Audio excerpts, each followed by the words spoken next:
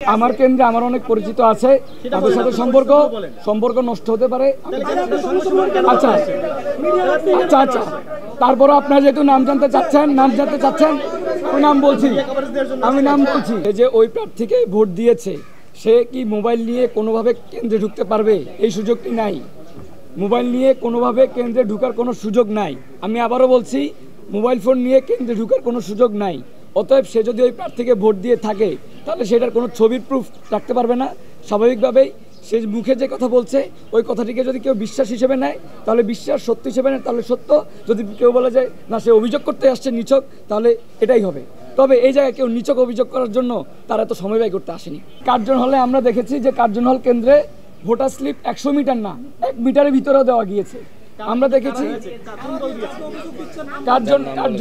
Curzon হলে স্বাভাবিকভাবেই Curzon হল ডক্টর মোহাম্মদ শহীদুল্লাহ হল, ফজলুল হল এবং ওমর কিশোর হল, এই 3 হলের প্রার্থী আমরা দেখতে পাই।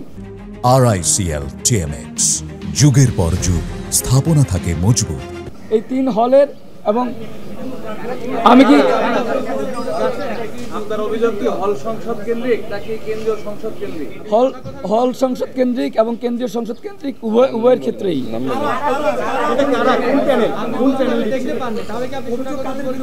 শোনার কথা না, এটা আমি নিজের চোখে দেখেছি। আচ্ছা, উনি প্যানেলের নাম জানতে চেয়েছে। এখানে বেশ কিছু প্যানেলেরই ছিল। আমরা যদি বলি যে আচ্ছা, প্যানেলের নামগুলোই বলছি আমি বলছি, আপনারা বলার সুযোগ দিচ্ছেন না। প্যানেলের নামগুলোই আমি বলছি। এখানে প্যানেল বলতে যেহেতু প্যানেলের বিভিন্ন ধরনের নাম আছে, যেমন প্রতিরোধ পর্ষদ আছে, তারপর আমরা যদি দেখতে পাই এখানে বাংলাদেশ ছাত্র শিবিরের প্যানেল আছে, তারপর আমরা যদি দেখতে পাই বাংলাদেশ ছাত্র দলের প্যানেল আছে, এবং আমরা শুধু তাই না, ভোটার স্লিপ না, আমরা পোস্টার নিয়ে পর্যন্ত দেখতে পেয়েছি, আমরা বড় লিস্ট দেখতে পেয়েছি। আমি কি নাম মুখস্থ এতজনের সম্ভব? আমি প্যানেল ওয়াইজ বলেছি। ভোটার স্লিপ নিয়ে তারা যে কাহিনীটি করেছে, অর্থাৎ 100 মিটারের ভিতরে অনেকে ভোটার স্লিপ দিতে পেরেছে, 100 মিটারের বাইরে গিয়েও অনেকে ভোটার স্লিপ দিতে পারেনি। প্রশাসনের এই পক্ষপাত দুষ্ট আচরণের কাছে হচ্ছে আমার প্রশ্নটি থেকে যায়। আমি এটা বলেছি, নির্বাচন কমিশন কোনো প্যানেলকেই ওখানে সুযোগ দিবে না, এটাই হচ্ছে নিয়ম। কিন্তু সে যদি আমার প্যানেলও হয় তারও সুযোগ দেওয়া উচিত না।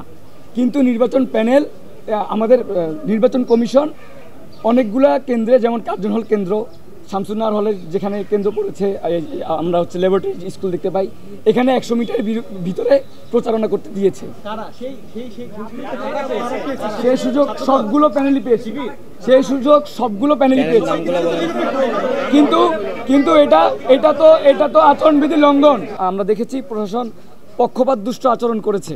যেমন আমরা প্রথম দিন যখন দেখি যে প্রার্থীদের চূড়ান্ত তালিকা দেওয়া হয়েছিল, সেদিনই প্রার্থীদের চূড়ান্ত তালিকা বিকেলবেলা দেওয়া হয়।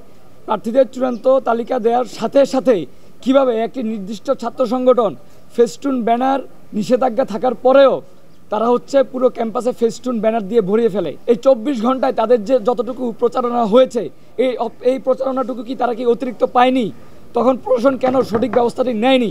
এবং তারা যারা হচ্ছে শিক্ষার্থীদের পক্ষে কথা বলছে, তারা যারা আচরণবিধির কথা বলছে, তারাই যদি শুরুতে আচরণবিধি লঙ্ঘন করে থাকে, তাহলে তাদের বিরুদ্ধে এখন পর্যন্ত কেন কোনো ধরনের স্টেপ নেওয়া হয়নি? দাগানো ব্যালটের বিষয়টা ঢাকা বিশ্ববিদ্যালয়ের ডাকসু নির্বাচনে কিভাবে এই ধরনের ঘটনা আমরা দেখতে পাই, এটা আসলে কোনোভাবেই ডাকসু নির্বাচন থেকে আমরা আশা করতে পারি না। এখানে স্লিপের বিষয়টা যেটা আসে, এখানে অনেক কেন্দ্রে অনেক প্রার্থী ছিল, সব সংগঠনের প্রার্থী ছিল। তো আপনি যদি 100 মিটার, এখানে বিশ্ববিদ্যালয়ের অনেক শিক্ষার্থী আছে যারা রাজনৈতিকভাবে খুব সচেতন না, বিশ্ববিদ্যালয়ের অনেক শিক্ষার্থী আছে যারা হলে থাকে না, যারা বিভিন্ন বাস রুটে যাতায়াত করে। তো এই শিক্ষার্থীরা যারা জানে না আসলে 41টি ভোট মুখস্থ করা কারো পক্ষে সম্ভব না, তারা অনেকেই জানে না যে কাকে ভোট দিবে।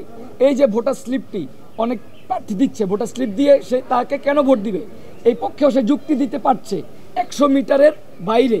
এটাই হচ্ছে কি আচরণবিধি।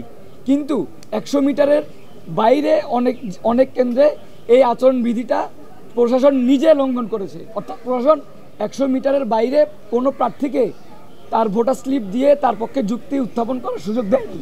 আবার অনেক প্রার্থীকে 100 মিটারের বাইরে নয়, 100 মিটারের ভিতরেও প্রচারণা চালানোর কারণে বা স্লিপ দেওয়ার কারণেও তাদের বিরুদ্ধে কোনো ধরনের অ্যাকশন নেয়নি। প্রার্থীদের নাম কি আপনার জানা আছে, থাকলে একটু বলবেন। এখানে অনেক প্রার্থী ছিল, প্রার্থীদের স্পেসিফিকভাবে নাম বলা সম্ভব না, কারণ আপনারা জানেন ডাকসুতে প্রায় 2000-এর উপরে প্রার্থী ছিল।